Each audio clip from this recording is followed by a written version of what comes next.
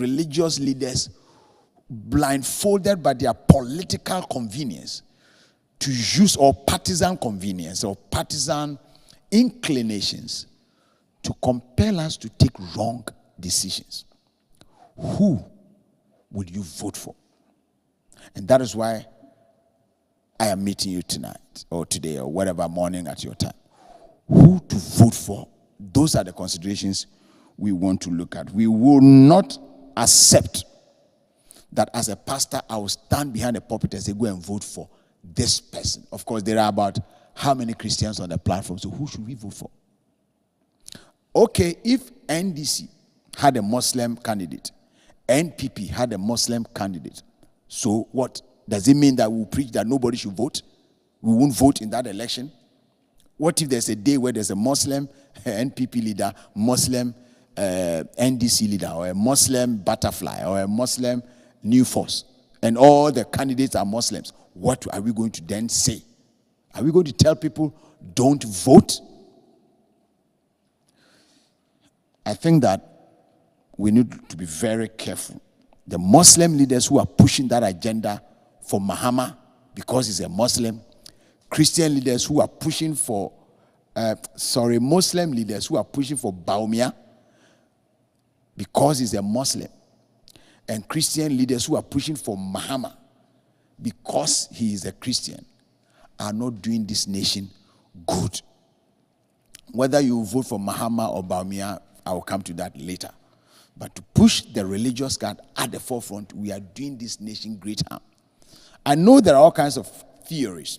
There are all kinds of realities. Nations that have been taken over by Islam through conquest and all those things. So I understand the fears that are there. I understand. Maybe Muslims too have their own fears that, look, when Christians come into leadership, it doesn't give them the leeway to do what they want. Genuinely, they have those fears. But our God is sovereign.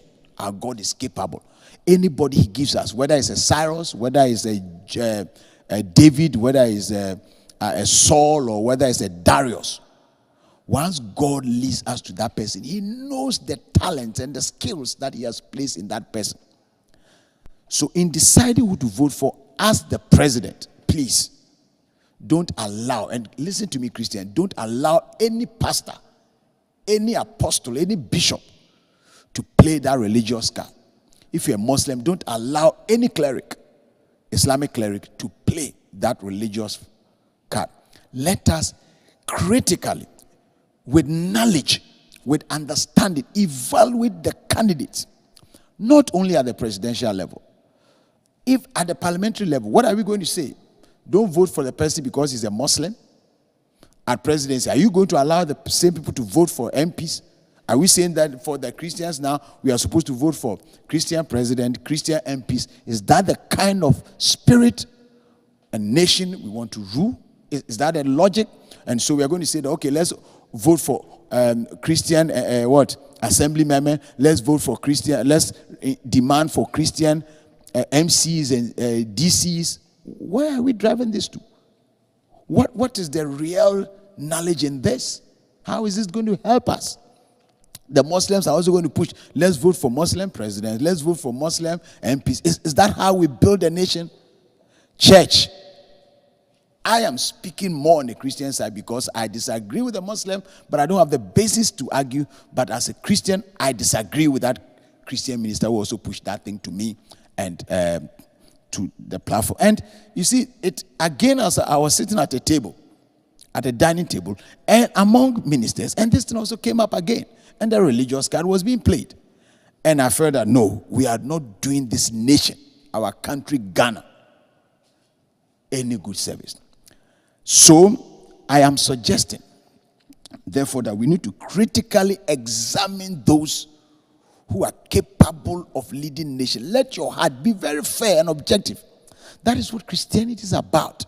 Be very fair. Look, where nations are going, we cannot allow political, partisan considerations to blind us. People are developing. People are advancing. Hey, people are changing their nations, and we are here fighting about religion. Really? Fighting about who is a Muslim, who is a Christian. Really?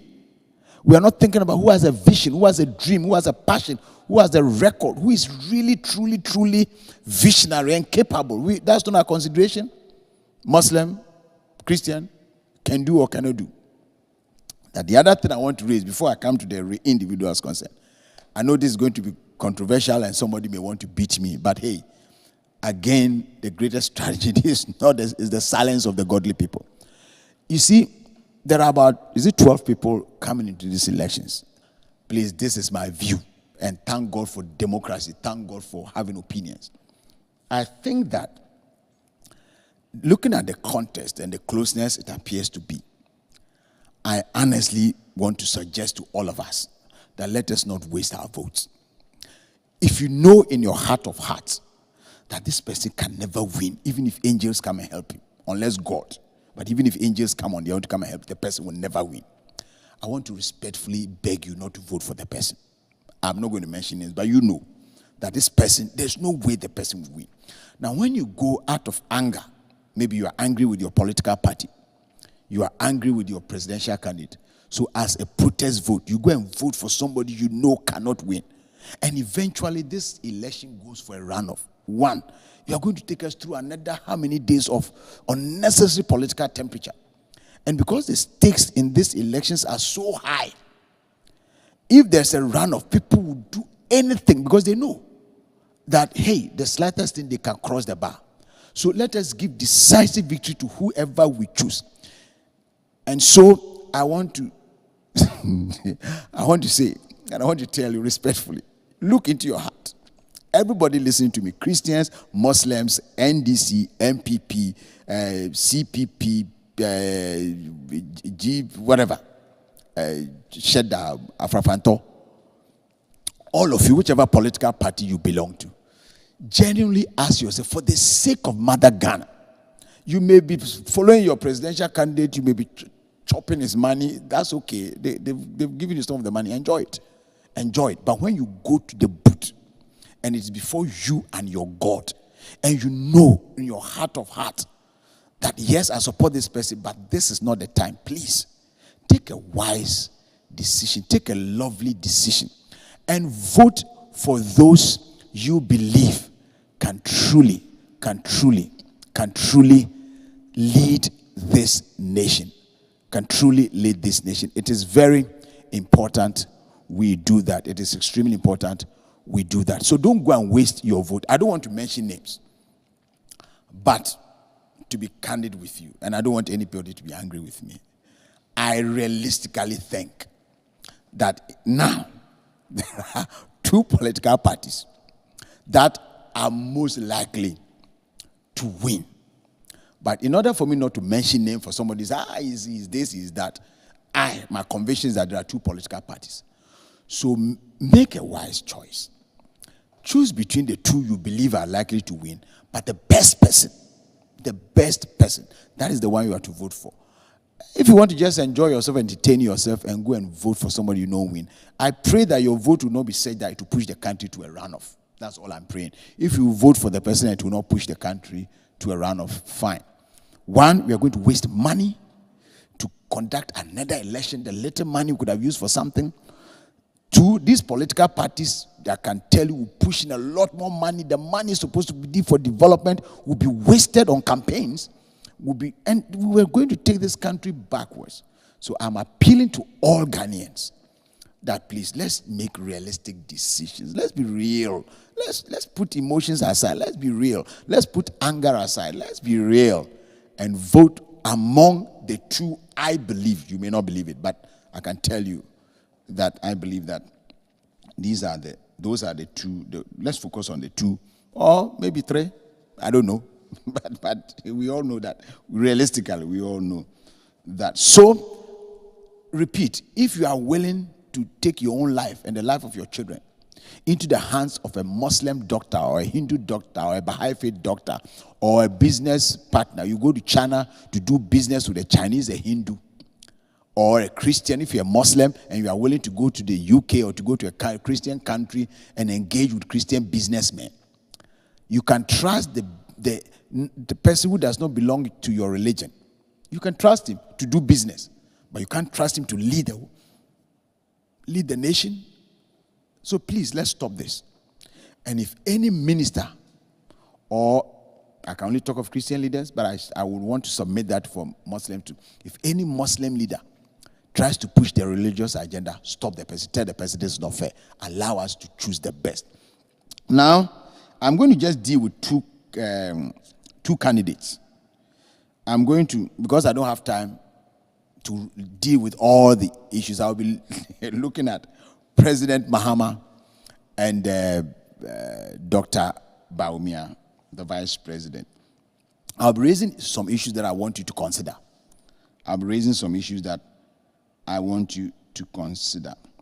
And then in considering this, whether you're a Muslim or you're a Christian, please answer these questions.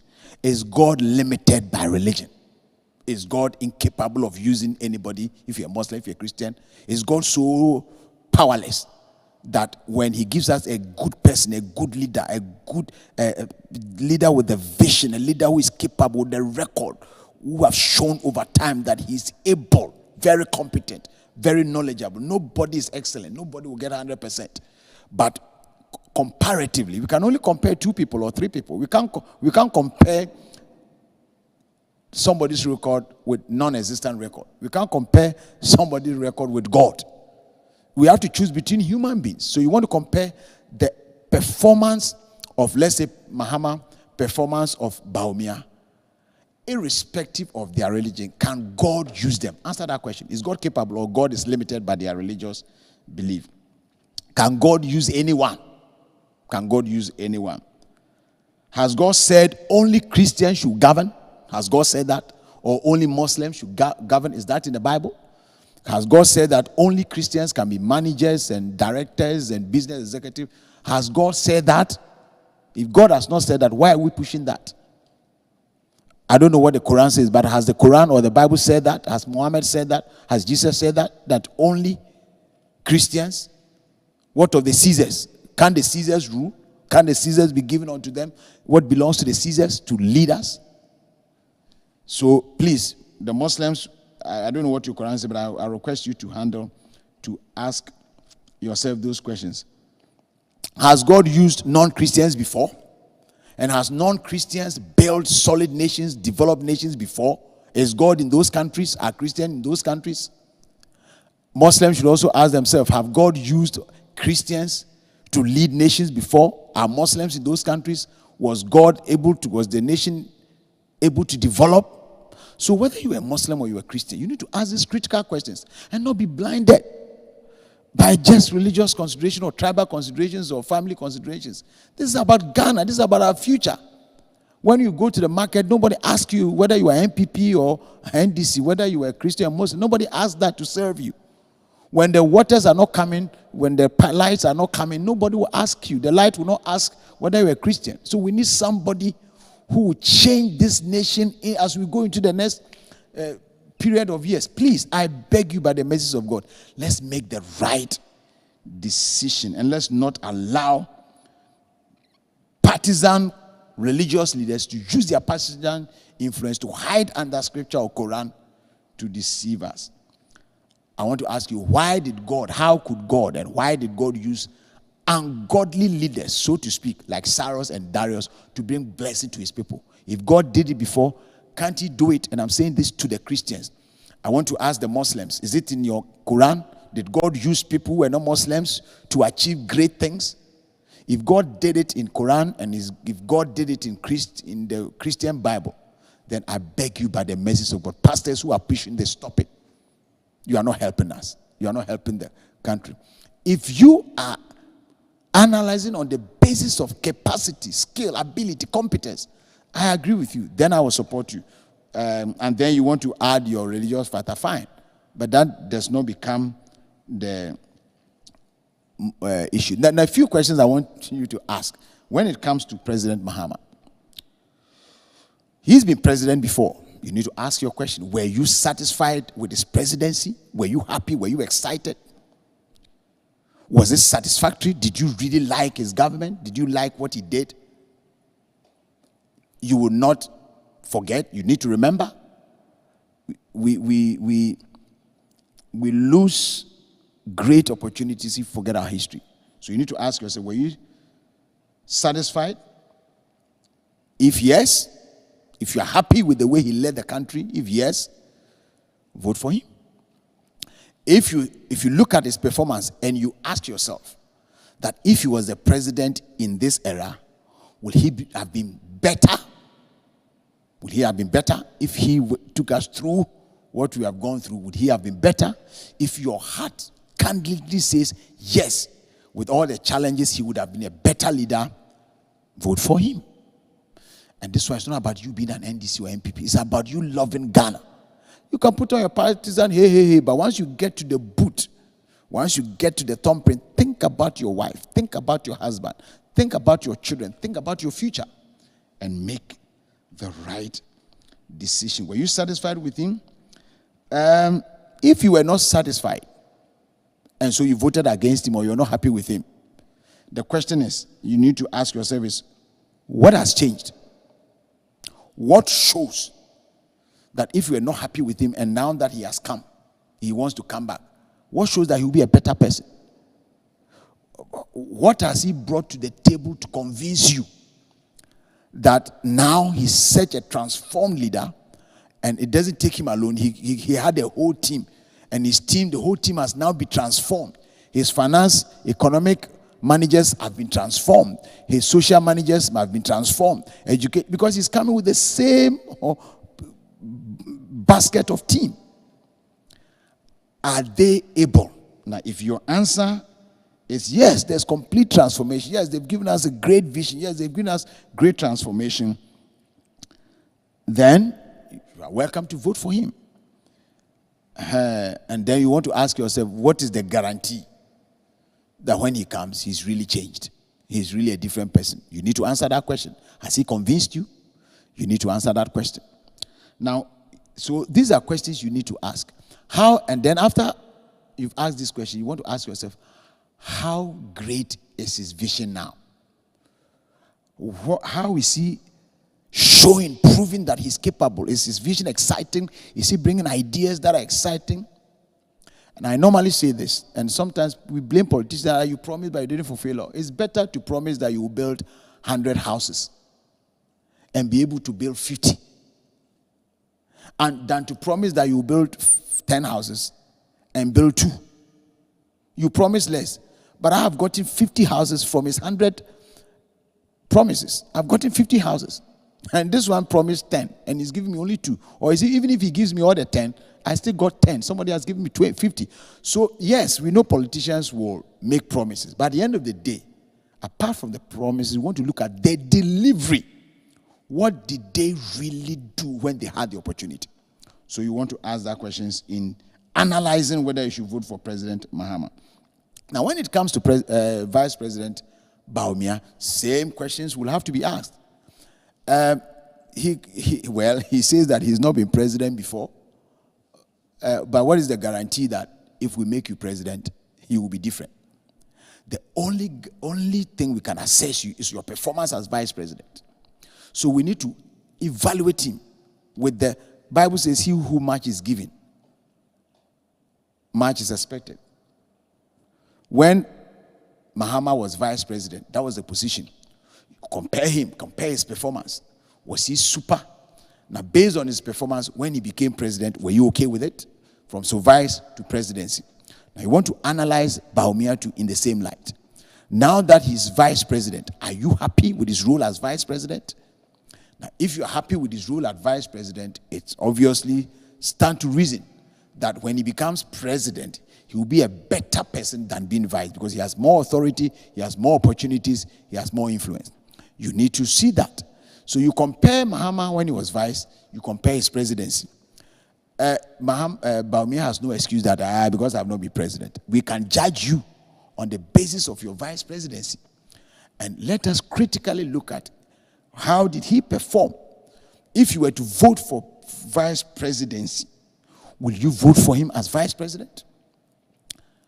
Don't vote on the basis of presidency, because let's not deceive ourselves. He's not really so, but we can assess him. It does not mean we cannot evaluate him. That's the point I'm making.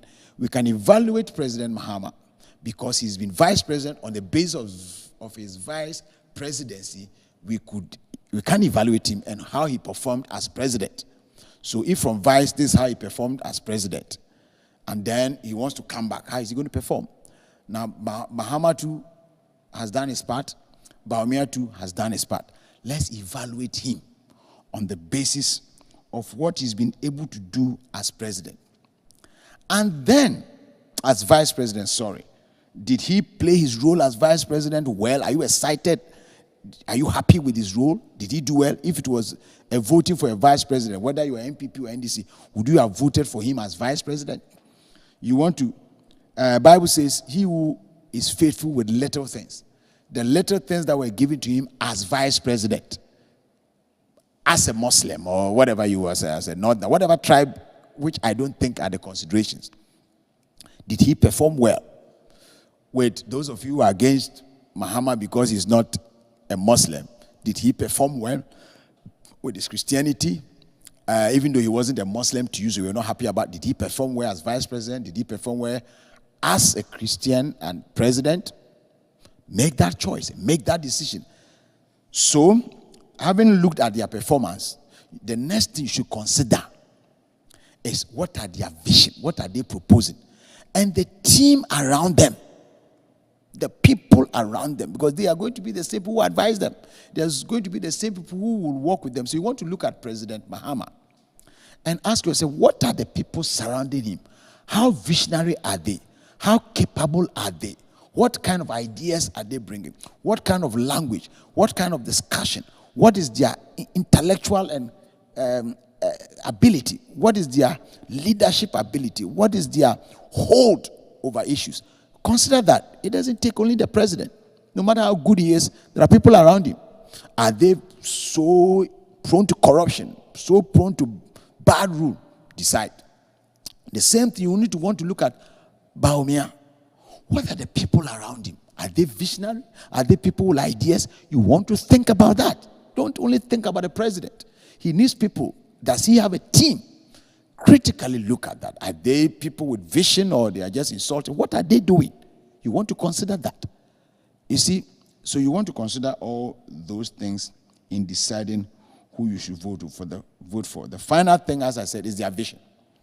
Look, it's better to have somebody who has big vision, big dream, want to do something big. If he's able to even achieve 50%, the nation will progress. Rather than somebody who has a small vision. And then somebody who thinks that, well, I don't want to stretch the nation big because I may not be able to achieve it. That tells you the person is not a leader. So consider these things. Look for someone you think that he has an exciting vision, he has an ambitious vision, he's determined to do things, he's done it before, he's shown with the little that was given to him, he's shown it and he's capable of doing. And then take a decision on that person. Above all, let us pray that God will guide us in making that decision. Well, maybe you thought I was going to tell you to vote for Mahama or Bawumia. Unfortunately, I'm going to disappoint you because I'm a pastor. As a pastor, I will not openly tell you to vote for who. If not, what would I? If I say vote for Mahama openly, if I openly tell you that vote for Mahama, and my church members who are most NDC and MPP and PPP and all those things, what would they do? So I have my vote, I have my prejudices, I have somebody I will vote for, I know who to vote for. But after all, they are all Ghanaians. At the end of the day, they are all Ghanaians. So you want to get us the best person to lead us. If I say vote for Bawumia openly too, what will the NDC people in my church also do? So I try as much as possible. We will try. We may not succeed. We may give ourselves out one way or the other because we are human. We may not. But at the end of the day, I want to appeal to all Ghanaians. As we go to the elections this Saturday, think seriously about our future. Because it takes a man to change a nation. I've studied in China. And I know how Deng Xiaoping, one person, one leader, transformed the nation. And there are many nations like that. It took one person. I'm told that Dubai, it took one leader. Singapore took one leader. We have many nations who took one leader. So that is why you need to judge. that this one leader, is he transformational? The opportunity that was given to him, was he transformational or is she transformational? That would say that, okay, let me give him another opportunity because he's shown it before. But if he didn't do well as vice or as president, or that is Mahama, or Bawumia didn't do well as vice president, why would we want to trust him for a bigger thing? So both of them, we have records to look on. We want to look at their vision and want to prayerfully consider who is. You look at the person's spirit. You look at the person's body language. You look at the person's compassion. You look at the person's love for the nation. Somebody who wants to do something. Even if he fails, he wants to do something. You can see in the person's body language, this is somebody who wants to take the nation far. Go for that person. Whether you are NDC or MPP, go for that one person you think will be the best person. But I want to end this discussion. I will take, if you have any comments, I will look at it before I go off.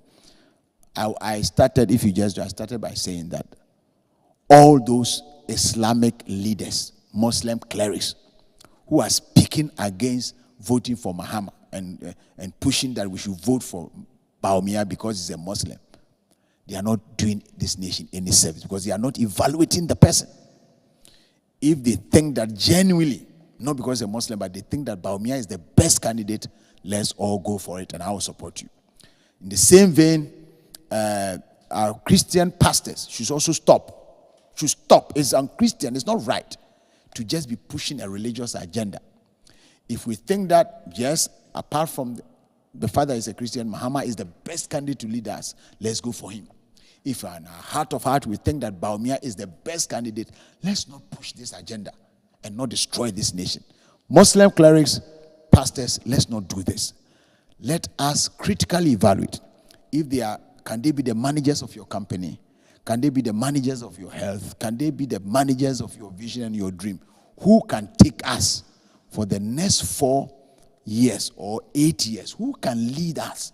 Who can propel this nation into the next century? Look, people are progressing. People are advancing. Small countries, small nations. Even in Africa, some of us, by the grace of God, have traveled a bit. And you go and see what African nations, some are doing. Of course, we're also doing great. I mean, I'm excited. But I'm saying that we can do better. These advanced nations are not better than us.